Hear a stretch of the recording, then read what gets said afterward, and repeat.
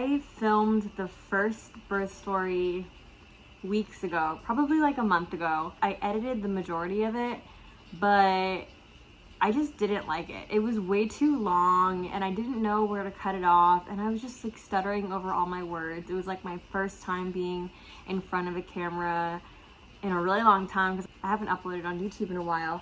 But I think that if posting this can help anybody out or give insight on birth, then it's worth it. So I am going to try to do this story justice. I wrote down some notes. My doula was kind enough to write out a full timeline, but I don't want to go by that. I want to go based off my memory. So we'll see how it goes. I decided to go the midwife route instead of going through an OB or going through the hospital or having a hospital birth. I chose a midwife once I found out that I have a low risk pregnancy, and if no complications were to occur throughout my pregnancy, I would stay with my midwife and I would continue on with an unmedicated birth. I can talk more about why I chose that route instead of going through a doctor, but I'm not going to talk about that in the video. Basically, I went into labor 3 days past my due date, and at this point I was just ready and almost feeling a little hopeless, like when is she going to come out? I had a appointment with my midwife that day to see how far along I was or how much my body had progressed, and I was already at around 3 centimeters dilated and I was 100% effaced. So at that point I was like, why isn't she like here yet? Why isn't she coming? Well, I took castor oil to kind of speed things up, and along with flushing out everything from my body, it's also supposed to trigger uterine contractions, hopefully then turning into real labor contractions. And I wasn't sure if it was going to work. I had tried other things too. My midwife helped me by giving me like specific herbs to take, blue and black cohosh. I did acupuncture seeds, and then also tried breast pumping for nipple stimulation, but none of that worked. So we tried castor oil, and sure enough, that worked. After 6-ish hours, I started having contractions, but nothing out of the ordinary, because days leading up to that day, I still had experienced uterine contractions, just not actual labor contractions. So at this point, it's 6 p.m.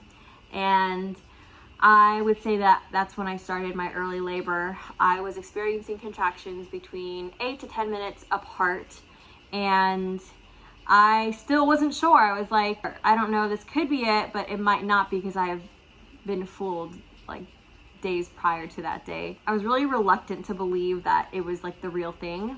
Alec went to go pick up some food for me. As I was going through my contractions, at this point I was on my birth ball. I was on all fours. I was walking around. I was breathing, practicing my breathing. So 8 o'clock rolls around, and then we call my doula. Our plan was for her to come to the apartment to labor at home for as long as possible. And so I called her, but I told her I still wasn't sure. So what I did was I waited another hour and a half before I called her back to be sure for her to come over. And I think by then, I think like 9:45-ish, maybe 10 is when she came over. I think she actually came over around 11. Labor contractions, genuinely, when they first start out, feel like period cramps. I understand why people say that now, because they do feel like period cramps. And at first I was like, wow, this is nothing. But then I remembered, like, wait, no, it gets worse. This isn't just it. Once Jenna, my doula, came to the apartment, they kind of went away. So Alec turns on the worship playlist that we had planned for birth to kind of set the mood. And that the first song that came on was No One Ever Cared for Me Like Jesus. And I just remember this moment of feeling like this is it. This is the real thing. Like,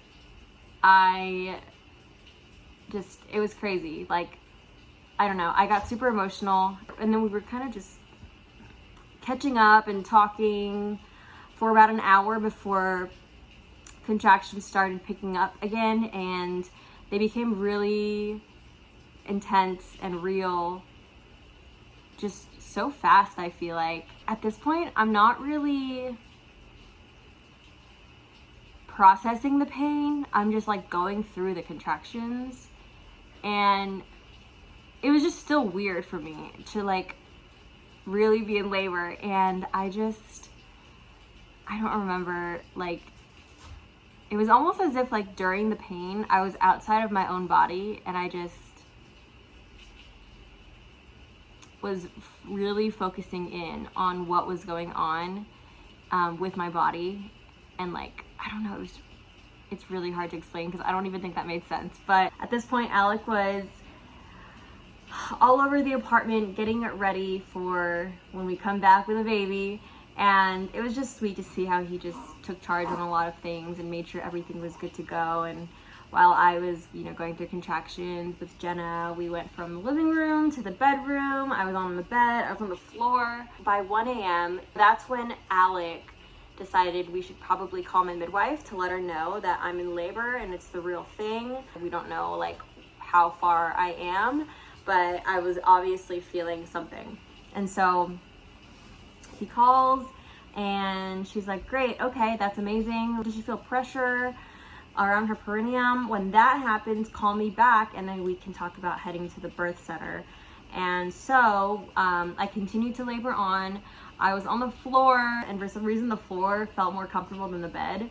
And then at that point, I was really needing to go to the bathroom. The castor oil finally set in and was doing its job. And at that point, I'm thinking, I don't even know if the castor oil actually was what triggered labor to start, because I didn't experience going number 2, flushing everything out, until several hours later. And I was laboring on the toilet for a while. The feeling of laboring on the toilet was just so much easier for me, and I felt like I could let go easier. I don't know, I think that just the mentality that when you're on a toilet, I don't know. I think my midwife said something about that. Here's the reason why labor contractions hurt so bad. It's not only happening in one area, the pain, it's happening in several areas. So like the lower abdomen, where you'd normally get period cramps, but then also your hips, because baby is descending and your hips are widening, and then the lower back. I don't even know why. I guess that's called back labor when it really hurts, but I was just experiencing a lot of pain back there. Just a lot of pressure and pain, as if someone was just like squeezing me all around. And then also down there, the pelvis area. I remember experiencing a lot of pain there. Everything expanding and getting ready for baby to come out. So at that point, I am definitely feeling like I need to poop. There's something coming down and I just need to release something. And it wasn't poop, because obviously tried that. I flushed myself out of everything that was in my body. And then at 3 a.m. is when we called Emma back, saying like she feels pressure around her perineum down there. She goes, okay, it's time to go, like let's go. I'll meet you at the birth center. We left for the birth center at 4 a.m. and it was a 30-minute drive. Guys, that 30-minute drive was the worst 30-minute drive I have ever experienced in my life. Like I said, those labor contractions are all encompassing. There's no way to really like find full relief. Baby. By the way, baby Cove is almost 2 months. That car ride, oh my gosh. I just remember moaning and groaning and like just trying to release anything I had. Hi baby. I remember holding myself up, like holding that handle up so I could like release pressure down there, because I was sitting, oh my gosh, it was just so uncomfortable, just terrible. By the time we got to the birth center, I was at 7 centimeters. We got to the birth center finally at 4:30. They wheeled me in. Then we were all of a sudden in this beautiful room, the birth room, that has a beautiful bed, a tub, a nice bathroom, super clean, and just like very homey. Alec bought those LED tea lights from Amazon. He put them around the room to kind of set the mood, put some music on, tried to get back into that headspace of, okay, I'm gonna focus in, I'm going to relax while I can. Here she is. And then I just was laboring on the toilet. I kept walking back and forth from the bathroom to the bed. Tried laying down, but laying down just wasn't quite comfortable. So being upright was probably best for me. And I think like being able to sit on the toilet but not have pressure on like my vagina area. It was more pressure just on my legs, because like, you know, when you sit on a toilet, your legs are touching, like your thighs touching the toilet bowl. Maybe that's why. continued to labor for hours on end, 5 a.m. Every around like 20 or 30 minutes, my midwife and her assistants would check the baby's heart rate. Cove's heart rate was perfect the whole labor, and that was really reassuring. I just felt so much pressure. I really have no other way to explain that, but all I could think about was the pain. All I could think about was, when is the next time that I can feel relaxed or relief? That's just how labor was for me. 6:30 a.m. finally, I take a nap. Weirdly, I take a nap on the bed for about 30 minutes. Most of this I remember only because Jenna, my doula, reminded me that this happened. For about 30 minutes, I took a nap. My body was just preparing for what was to come, which is the pushing stage. And I think my body just knew that something really hard and something really energy consuming is going to happen. And so I think it was letting me rest so I could prepare for that.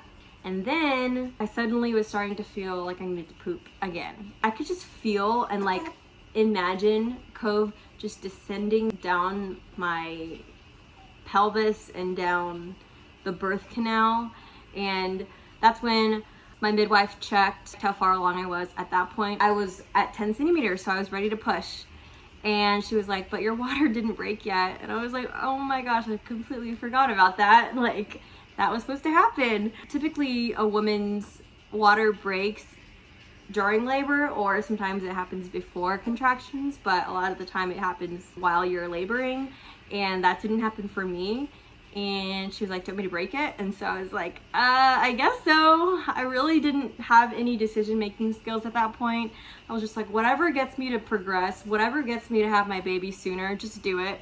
And so she took out her, little hook, long rod with a hook at the end, just stuck it up there and goes, the water just released. Basically felt like I peed the bed. It just felt like baby went like this. I just think about like a water balloon stuck up in your body and then like releasing it, and then whatever is inside of the water balloon kind of coming, like going down.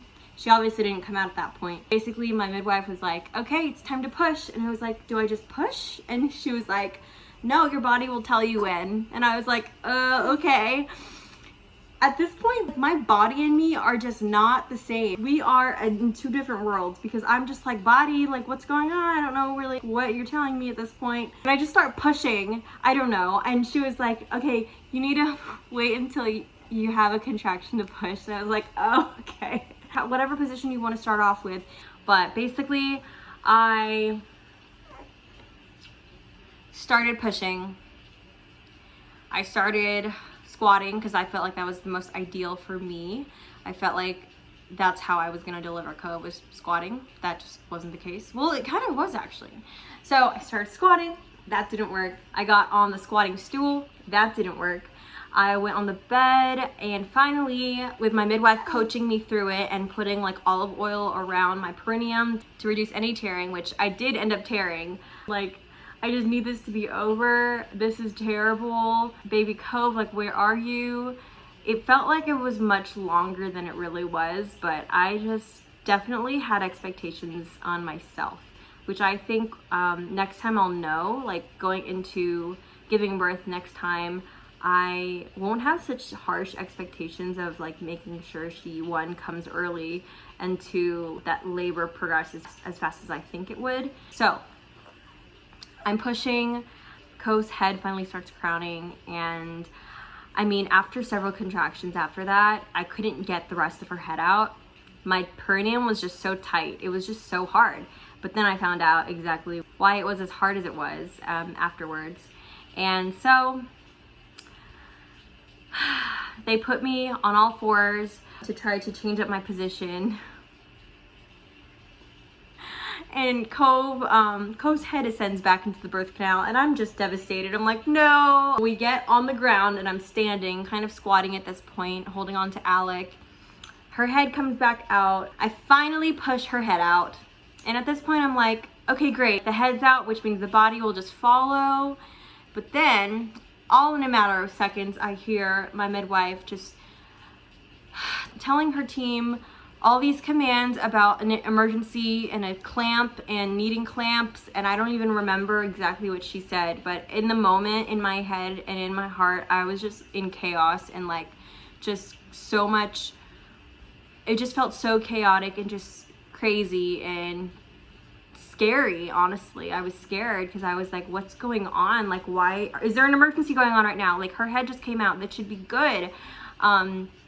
But it turns out that her umbilical cord was around her neck, and it's not very uncommon that this happens, but typically when it happens, you're able to just pull the umbilical cord over the baby's head. My midwife couldn't because it was too tight, and they needed to figure out why.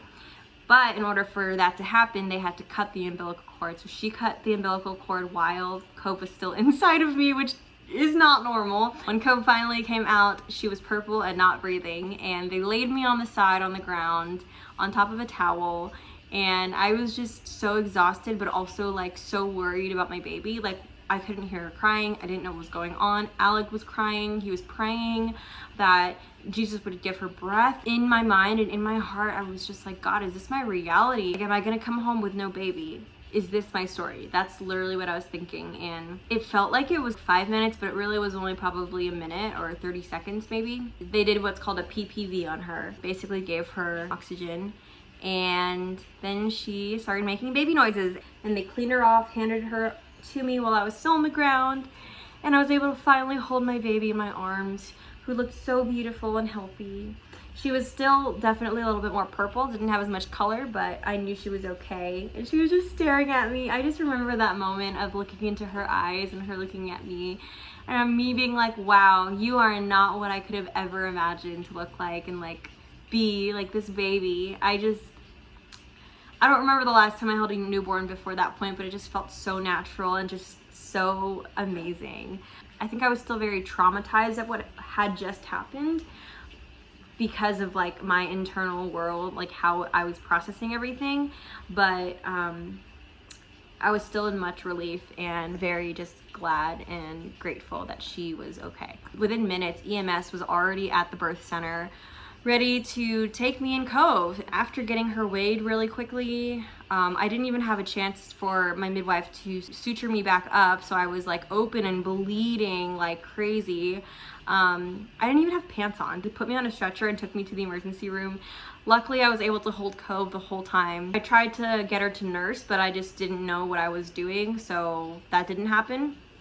I actually didn't end up nursing her until like 3 hours afterwards, which I know you're supposed to nurse really as soon as possible, but within the 2 hours of the baby being born. A lot of things were not ideal, I'll say, but I think at the end of the day, I'm just so grateful with how everything played out. We ended up in the emergency room for a couple hours, made sure that all of her vitals and oxygen levels, that her lungs were okay, because she did inhale